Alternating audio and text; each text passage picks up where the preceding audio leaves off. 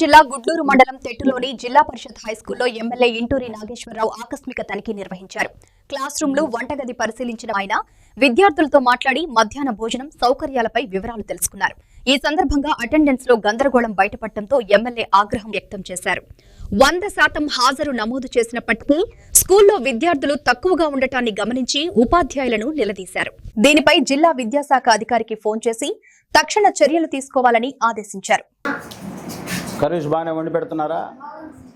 Menu బాగానే పెడుతున్నారా?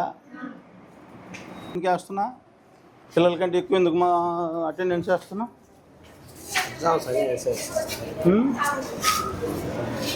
Exams అయితే ఎక్కువ వేస్తారా? కొంతమంది బాగాలేదు మళ్ళా వస్తారని కొత్తలు చెప్ప మాకు.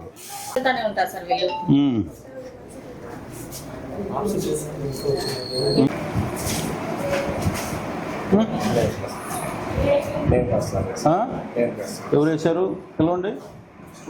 ఎందుకు ఇట్లా? శుక్రవారమా?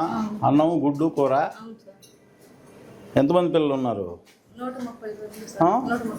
130 వండి పెడతావు. గుడ్లు బాయిల్డ్ ఎగ్గా లేకపోతే మామూలు కర్రీ చేస్తావా? ఏందమ్మా? ఓపెన్ చేయి. అన్నమా? ఎన్ని గంటలకు పెడతావా?